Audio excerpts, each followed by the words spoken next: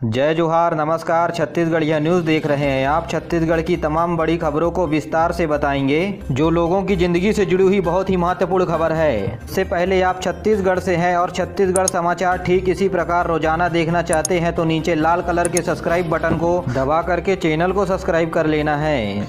बस्तर के नक्सली क्षेत्र में तैनात जवानों और वहां के अधिकारियों के लिए विशेष हवाई सेवा शुरू की जा रही है। यह हवाई सेवा आज से जवानों और अधिकारियों के छुट्टी में घर जाने के लिए शुरू की जा रही है, ताकि उनका अधिकतर समय यात्रा के दौरान खर्च न हो। इसमें एक निजी विमानन कंपनी के 72 सीटर हवाई जहाज सप्ताह में 3 दिन बुधवार, शनिवार और रविवार जगदलपुर के रास्ते रायपुर होते हुए दिल्ली के लिए उड़ान भरेगी। यह विमान केवल नक्सल मोर्चा में तैनात अर्धसैनिक बल और अधिकारियों के लिए रहेगी, आम नागरिकों के लिए नहीं रहेगी। यह हवाई सुविधा शुरू होने पर नक्सली क्षेत्र में तैनात जवानों को घर जाने के लिए आवागमन में समस्या नहीं होगी, ताकि वे अपना अधिक से अधिक समय फैमिली के बीच बिता सके।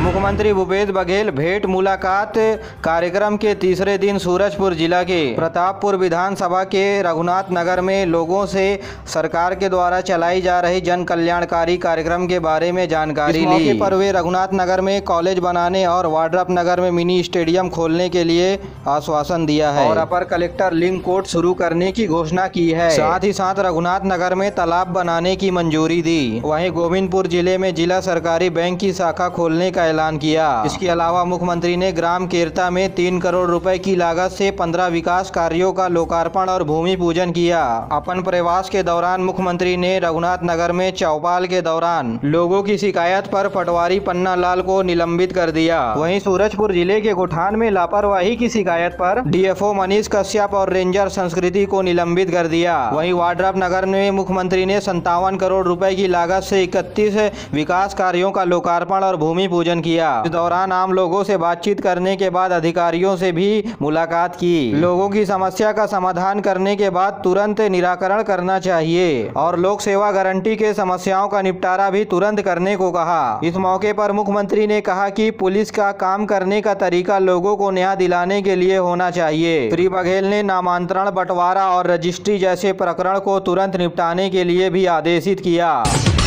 यूजीसी ने स्नातक की पढ़ाई के लिए अलग अलग विश्वविद्यालयों में आवेदन की प्रक्रिया को इस महीने के 22 मई तक बढ़ा दिया है। यूनिवर्सिटी ग्रांट कमीशन के अध्यक्ष एम जगदीश कुमार ने बताया कि सभी प्राइवेट और सहकारी विश्वविद्यालयों में आवेदन करने की अलग से तिथि बढ़ाकर 22 मई छात्रों की सहूलियत के लिए कर दिया गया है। 3.5 घंटा के कंप्यूटर आधारित प्रवेश परीक्षा को 2 पालियों में कराया जाएगा। आयोग के अनुसार देश भर के 45 केंद्रीय विश्वविद्यालयों में प्रारंभिक परीक्षा लेना अनिवार्य है।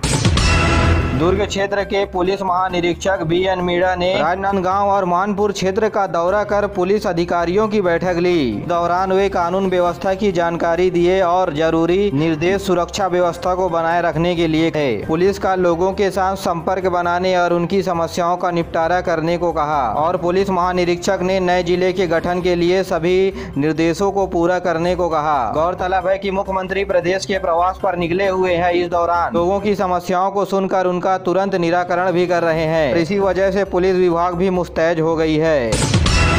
दुर्ग जिले में पदस्थ पुलिस बल के अधिकारी और कर्मचारियों को अब साप्ताहिक अवकाश मिलेगा। संबंध में पुलिस अधीक्षक अभिषेक पल्लव ने आदेश जारी किया है। उन्होंने जनरल परेड करके उत्कृष्ट कर्मचारी और अधिकारियों को सम्मानित भी किया। उन्होंने पुलिस कर्मचारियों का दरबार लगा करके ट्रांसफर, छुट्टी और आवास जैसे समस्याओं का निपटारा भी किया।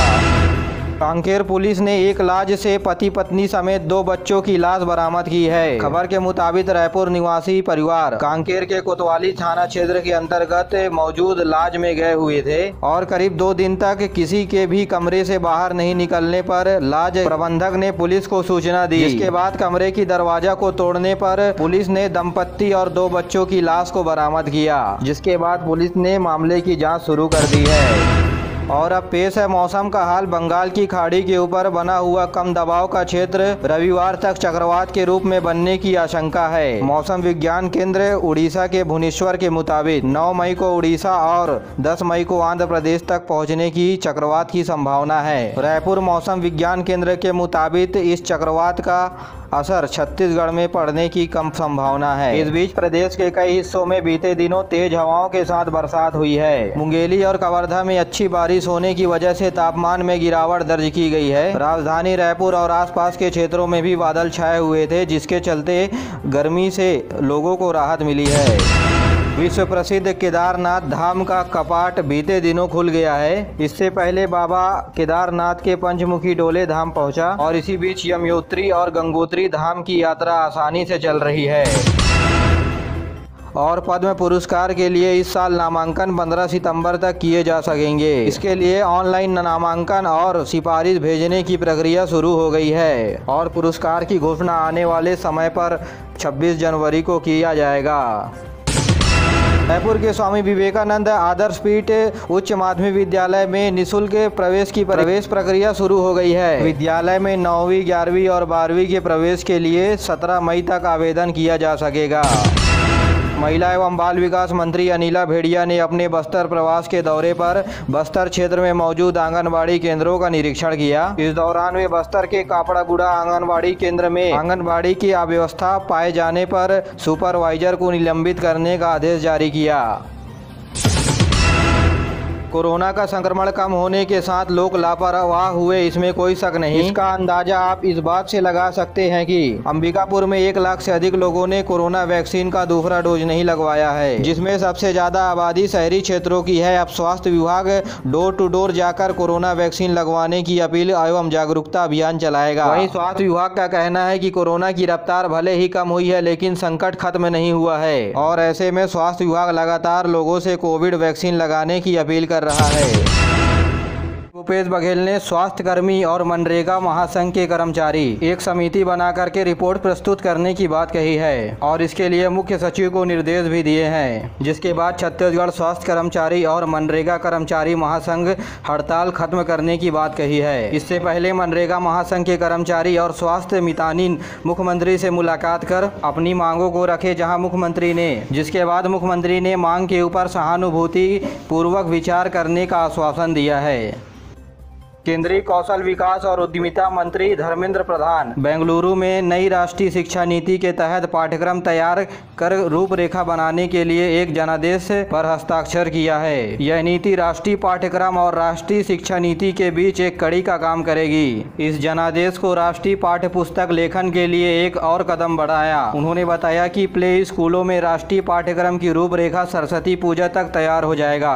राष्ट्रीय पाठ्यक्रम को धर्मेंद्र प्रधान ने देश की नीति बदलने वाला पाठ्यक्रम बनाया। उन्होंने बताया कि राष्ट्रीय शिक्षा नीति सर्वसम्मति से तैयार किया गया एक व्यापक दस्तावेज है। राष्ट्रीय शिक्षा नीति में बदलाव और सुधार करने के लिए आम लोगों को एक मोबाइल ऐप दिया गया है। प्रदेश के नवनियुक्त शिक्षा सचिव भारती दासन ने कहा कि बच्चों में बोर्ड परीक्षाओं के डर को खत्म करने के लिए ये जरूरी है कि बोर्ड परीक्षा से पहले एक नई परीक्षा ली जाए, ताकि बच्चों के मन में आत्मविश्वास विकसित हो सके।